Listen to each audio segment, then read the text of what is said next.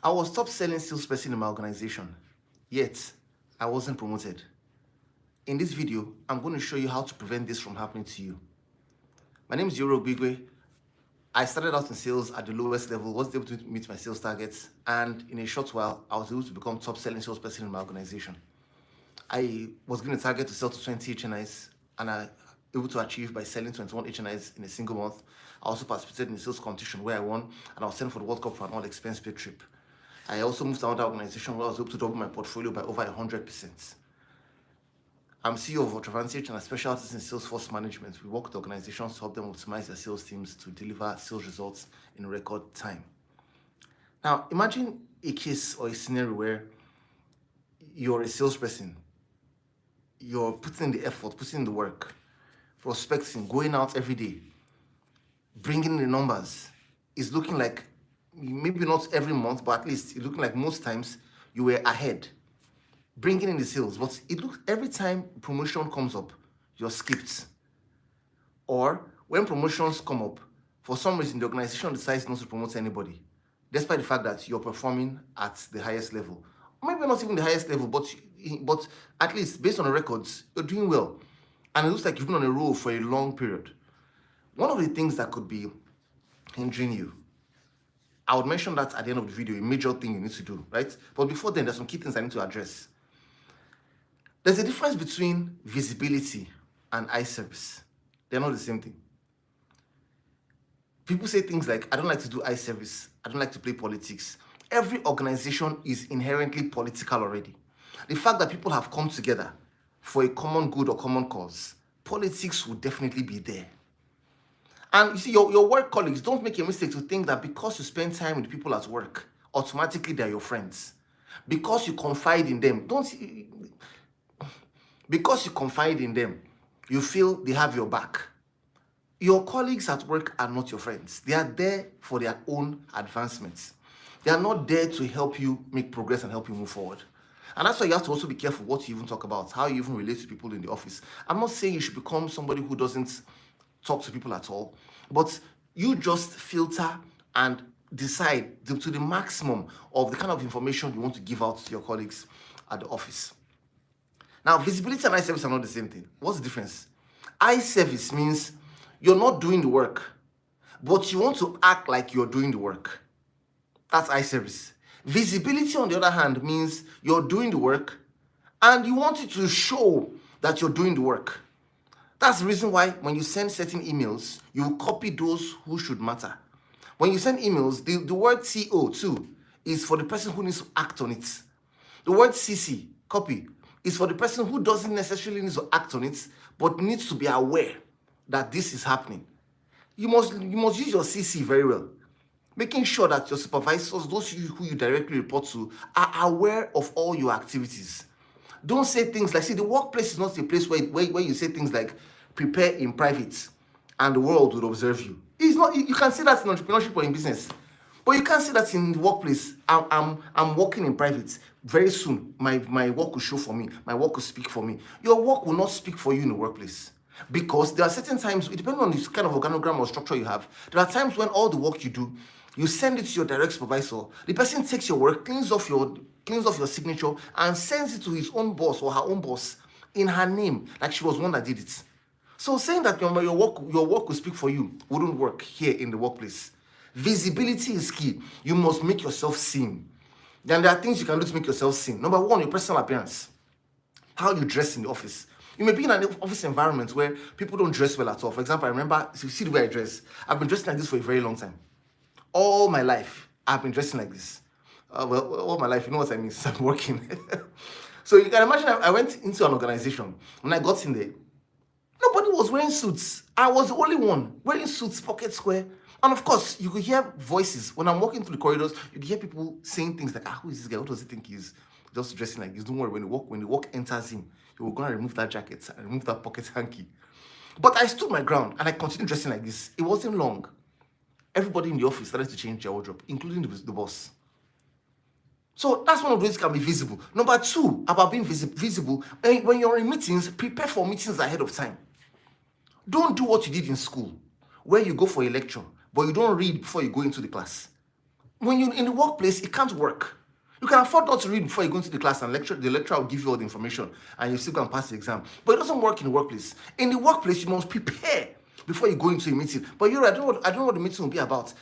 Get an idea if possible.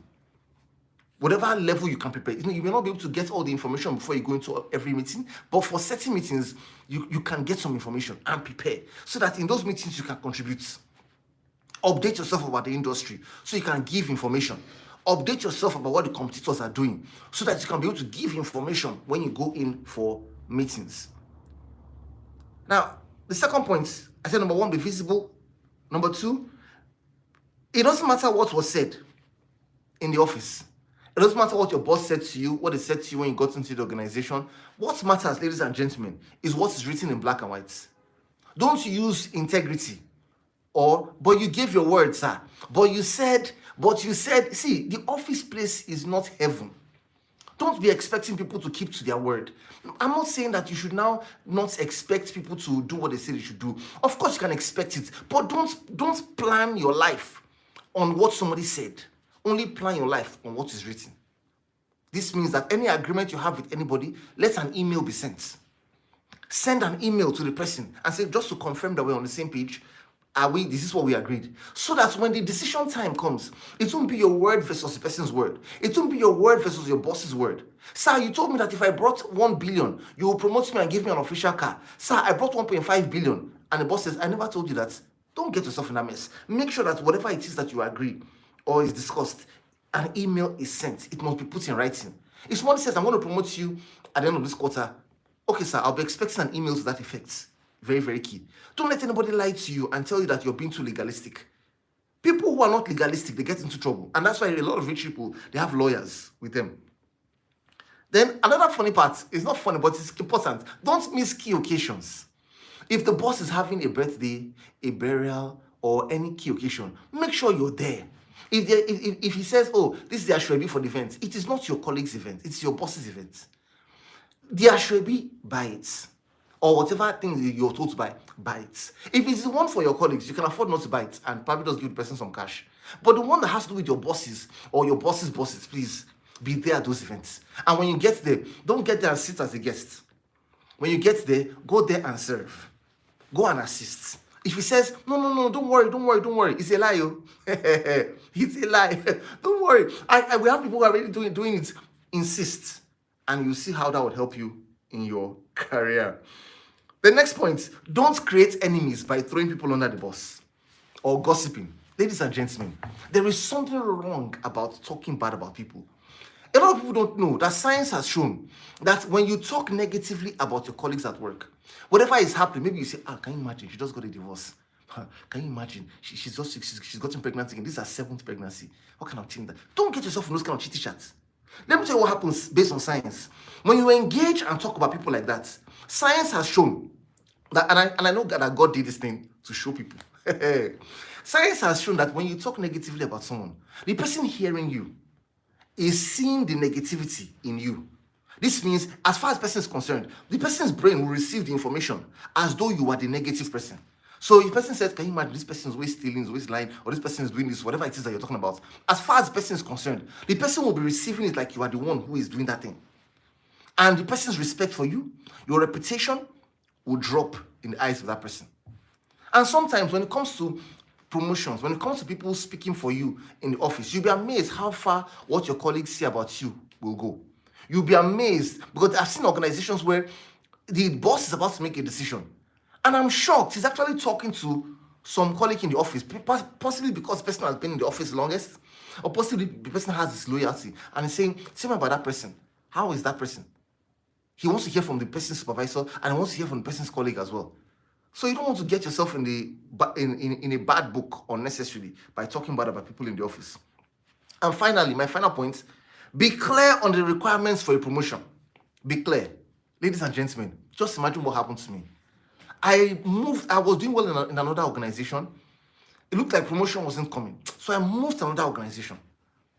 So when I got into the interview, I passed the interview because I already had the track record. I told them what I was doing, posting budgets. Ladies and gentlemen, I get into this organization. On getting there, I realized, I didn't know early.